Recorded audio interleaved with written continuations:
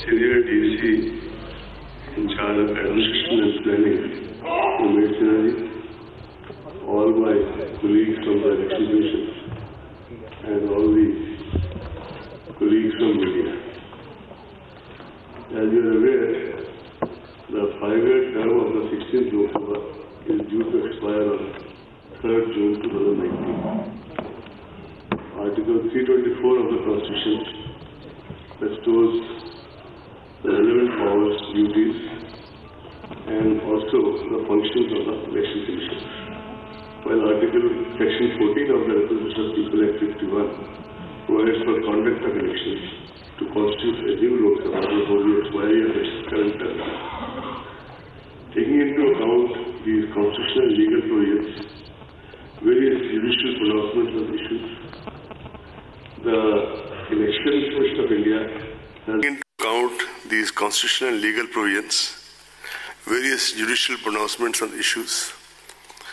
The Election Commission of India has made,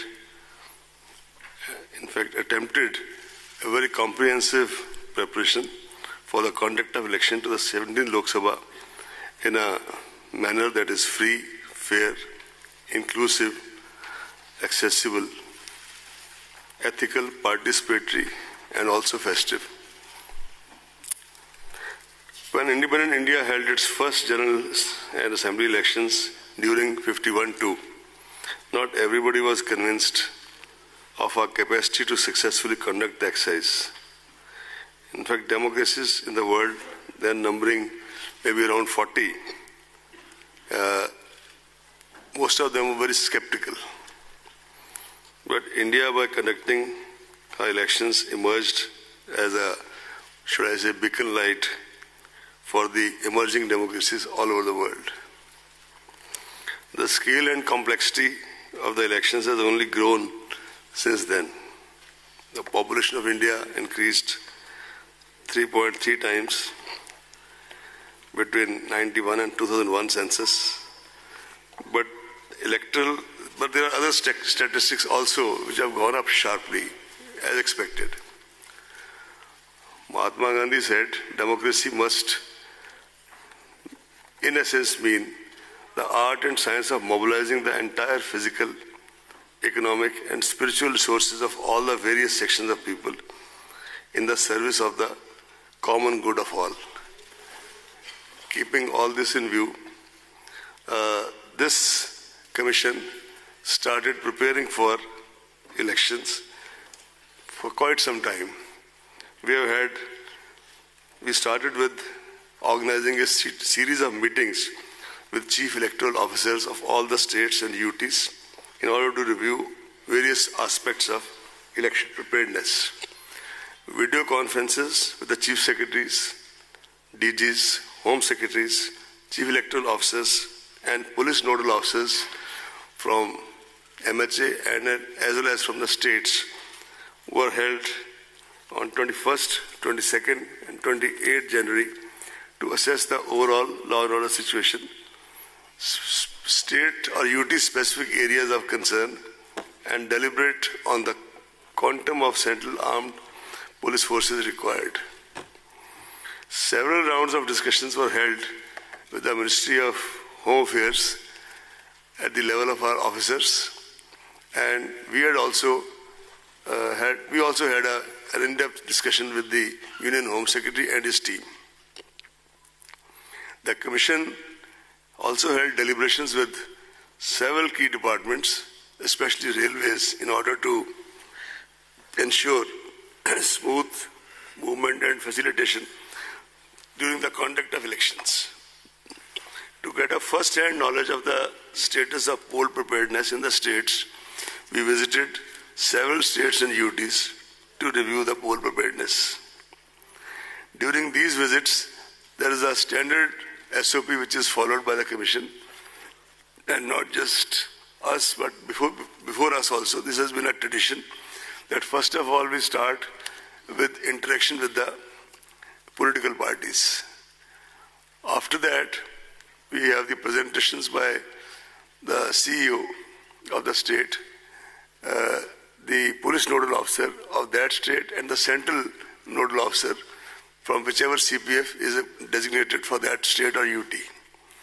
After that, we have a fairly in-depth interaction lasting maybe sometimes 10 to 12 hours, if not more, with the collectors, SPs, IGs, commissioners of police, wherever there is commissioner system, and all their colleagues. This is followed by a meeting with the central government regulatory departments, income tax, state excise, central excise, in order to talk about the expenditure monitoring. Then there is a meeting with the Chief Secretary, Home Secretary, and their colleagues, DGP and their colleagues. After doing all this, we report back to the media in a press conference in the state. And same process was followed this time also. While finalizing poll dates, examination schedules of various state boards, CBSE, other relevant factors like various festivals, including festivals which have religious kind of bindings, for example, when people are fasting, etc. Harvest season in certain parts of the country, as well as the inputs obtained from the weather department, are also adequately factored in. In fact, behind the scenes, I would like to tell you that our colleagues, the senior deputy commissioner and all his colleagues, they have been slogging for maybe months together to work out all these things. They do every time. They have done this time also. The Commission firmly believes that the purity of electoral roll is the foundation of credible elections. We have been constantly monitoring the health of the rolls in the country, and after the introduction of Aeronet, now we have a pan-India monitoring systems here in Delhi. The electoral rolls have been revised with reference to 11/2019 as qualifying date. Process of continuous updation shall continue till the last date of filing nominations. Total electorate in the final published roll would be in the vicinity of 900 million compared to 814.5 in 2014. This marks an increase of 84.3 million voters since 2014. There are 15 million voters in the age group of 18 to 19. 38,325 third gender others. 71,735 overseas electors. Service electors more than 1.6 million. 99.36 electors have EPIC cards. 23 states and UTs have 100% EPIC coverage. The Commission continues to try the maximum coverage of EPIC still. In this direction, some major initiatives were taken. VVIP, Voter Verification and Information Program, launched to aid voters in checking their names in the rolls. Toll-free 1950 for checking names through SMS. Special camps organized for enrollment of eligible voters who are left out. No suo motu deletion of names after final publication of electoral roll is permitted. No deletion modification after 10 days of announcement of elections without prior approval of the Commission.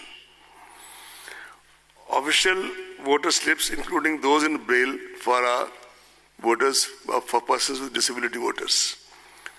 This is distributed or shall be distributed at least 5 days before the poll to all enrolled voters. This process is rigorously monitored and schedule of distribution shared with the public representatives. In fact, at every stage, all these things are shared with the public representatives. However, we would like to make it clear that photo voter slip issued at the last minute shall be used for guidance, but not as a proof of identity in the polling stations. We have already given a very detailed ad 2-3 days back that that slip will not be the proof of identity, but there are 11 other options which can be used to cast your vote, provided, of course, the name is on the electoral roll. A voter's guide in vernacular English is being handed over in these elections to every household, giving all relevant information. On the ballot unit, below the name of the last candidate, there will be a button for nota option for the voters who do not wish to vote for any of the candidates.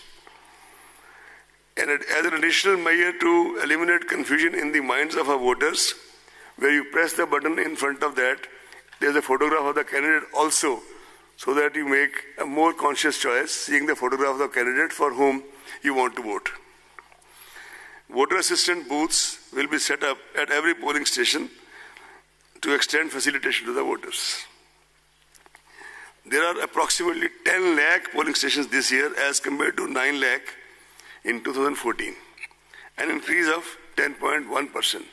Why I have used the word approximately is that in some special circumstances, for example, exigencies of weather, snowfall, etc., with the permission of the Commission, a new or auxiliary polling station can be opened even at the last minute. Of course, before the elections. Assured minimum polling facilities at all polling stations like drinking water, electricity, shade, toilets, ramps, and a standard voting compartment are being provided. And these are monitored very closely by the Commission in the meeting with the collectors, video conferences, and the meeting with the Chief Secretary. Efforts are also being made to make voting comfortable, accessible, and sensitive, particularly to the needs of senior citizens, persons with disability, and ladies. VVPATs will be used with EVM at all polling stations in this election. Adequate number of both have been made available for smooth conduct of elections. The ballot units already reached the destination as per requirement, 23.3 lakhs. The control unit, 16.35 lakhs, and VVPATs, 17.4 lakhs. This also includes, by the way, reserve units, because as per the SOP, for example, if the control unit starts malfunctioning, then entire thing is changed. But if the VVPAT stops malfunctions, VVPAT is changed, something like that. And these are details. So accordingly, the requirement as well as the reserves have been worked out. The Commission has specified elaborate standard operating procedures for EVMs and VVPATs, including FLC, mock poll, two-stage randomization, mandatory VVPAT slip count in one randomly selected polling station per assembly segment. There are very stringent security and administrative protocols related to the machines, including their storage movement, usage, as well as handling reserve and VVPATs. In fact, after these 4 or 5 anecdotal incidents of the last 5 poll-gone states, new, fresh SOPs have been issued for making the last mile transportation, even of the reserve EVMs, very, very stringent and rigid, including the putting of monitoring by GPS, etc. The Commission has laid a lot of emphasis on widespread demonstration and awareness activities at the assembly as well as booth level in order to familiarize as many voters as possible with EVM and VVPATs. Consequent on the schedule of announcement of general elections through the press note, the MCC for the guidance of political parties and candidates comes into effect from today itself in the entire country. The Commission calls upon political parties and candidates to strictly adhere to the same. Elaborate arrangements have been made to ensure effective implementation of the MCC, and any violation, repeat, any violation will be dealt with in the strictest manner. All the candidates are required to file an affidavit in Form 26 along with their nomination papers, which includes information on their criminal antecedents, if any, assets, liabilities, and educational qualifications. As all of you are aware, recently all the proposals of the Commission regarding the expansion of and revealing more information, including of HUF, was accepted by Ministry of Law, and accordingly the Form 26 has been already revised and circulated all over. This format was amended on 26 February 2019. Non-filling of this affidavit in the prescribed format, which also now includes giving you a PAN number, if you have, will result in rejection of nomination paper. Will result in rejection of nomination paper. Candidates with criminal antecedents would be required to furnish information in this regard in the local newspapers and TV channels on 3 occasions during campaign period. Elaborate arrangements have been made to ensure peaceful conduct of elections. In order to curb noise pollution and prevent disturbance to the people at large, usage of loudspeakers is prohibited at night between 10 p.m. to 6 a.m. No loudspeakers permitted at all during the period of 48 hours ending with the hour fixed for conclusion of poll in the polling area. Commission has also directed political parties, candidates, agents to desist from using environmentally hazardous publicity materials and promote usage of eco-friendly substances for preparation of election campaign material. This is a new effort by the Commission, but this is kind of appeal to everybody to use this. CAPF, Central Police Forces, are going to be deployed in large numbers. The numbers can't be discussed, to ensure free and fair elections well in advance for area domination, especially in areas which are very, very sensitive, route marches and patrolling to enhance confidence and reassure the voters. Targeted deployment of Central Forces in all expenditure-sensitive constituencies all over the country. They will also undertake special confidence-building measures through route patrolling and route marches in order to bolster especially the confidence of weaker sections of the society, weaker and more vulnerable sections of the society. Preventive measures are being taken by the district magistrates and police authorities to maintain law and order. Commission lays equal emphasis on sufficient deployment of video cameras, CCTVs and webcasting, especially at the critical and vulnerable polling booths. All critical events shall be videographed.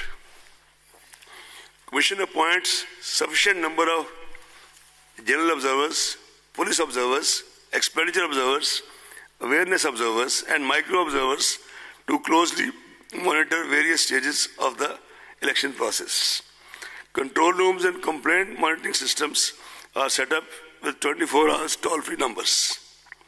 In fact, on the issue of central observers, this time Commission has taken a conscious decision that wherever required in those states or UTs which are expenditure sensitive and wherever there are major security issues, we would be sending special observers of sufficient seniority and experience and standing and stature to these places.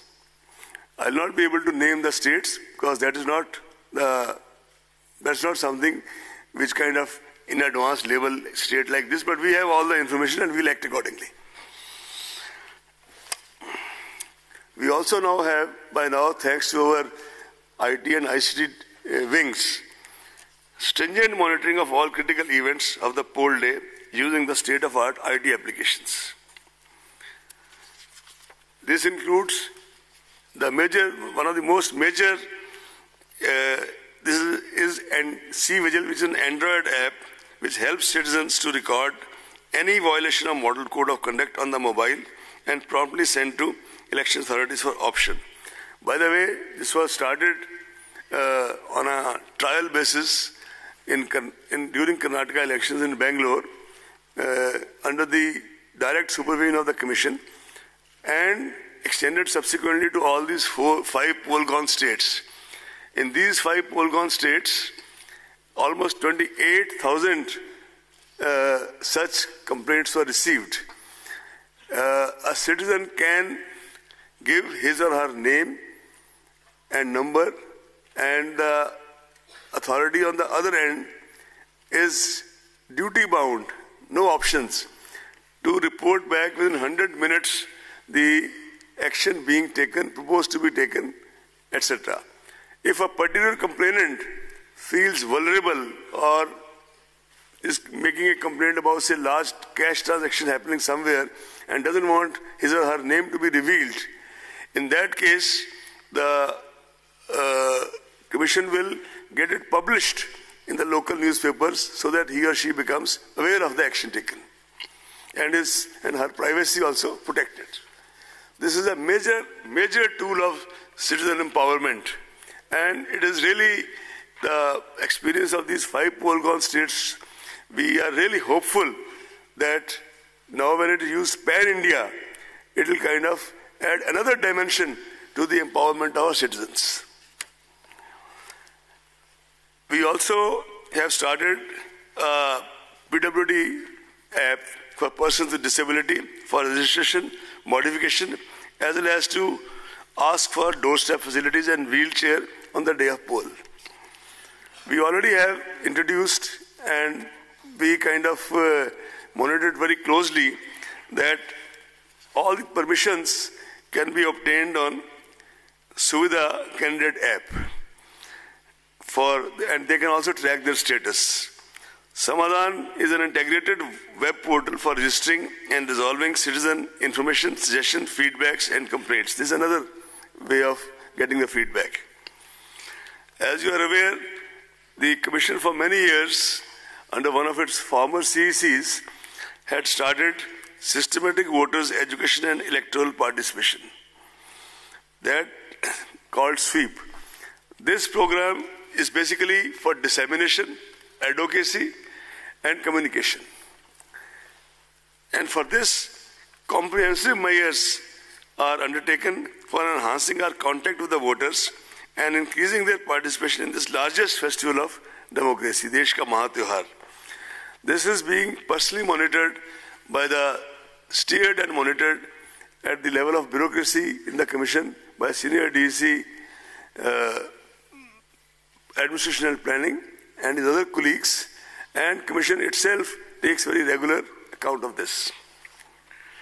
Comprehensive measures are also being taken to reach out to the voters in the remotest corners through folk art, festivals, local festivals, Nukkad Nataks, and this time also we've started extensive use of community radio, and we are also embarking on the area of how to kind of, besides the print and electronic media, how to kind of enlarge our outreach through social media.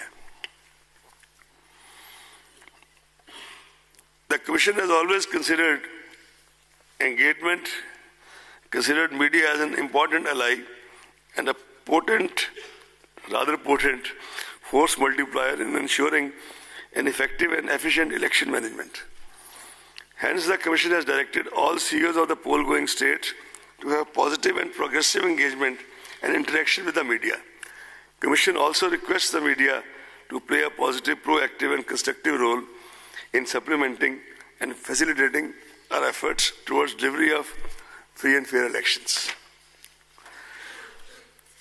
The media certification and monitoring committees have already been constituted at all the states and districts to deal with the problem of paid news and other media-related violations and pre-certification of political advertisements on electronic media.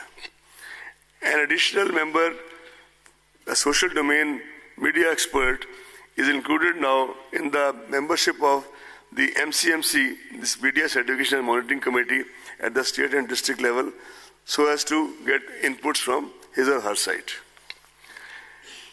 Candidates are required to furnish details of their social media account. All political advertisement on social media will also require pre-certification.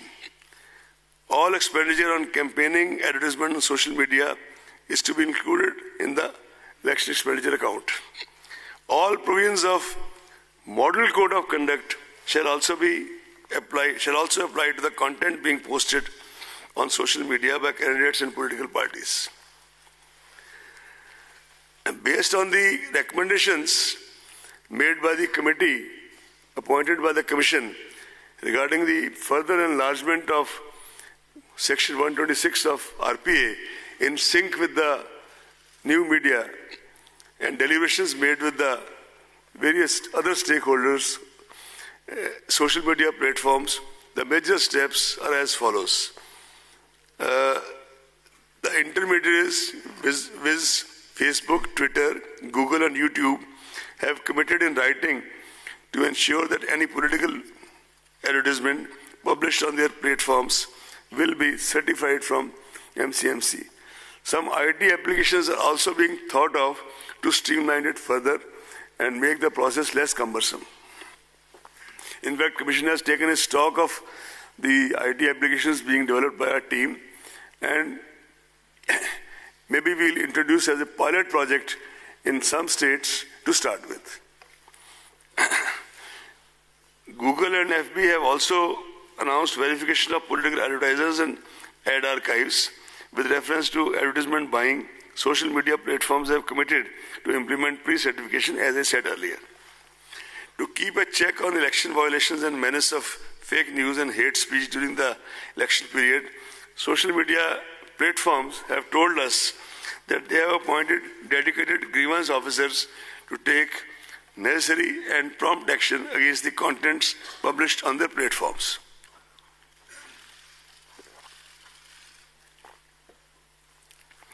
Social media platforms have committed to take action on any content reported by designated officers of ECI also, which violates various electoral laws. Internet and Mobile Association of India, in consultation with ECI, is formulating a set of code of ethics for intermediary online platforms. This is a work in progress. Now I will start reading what you all have been waiting for.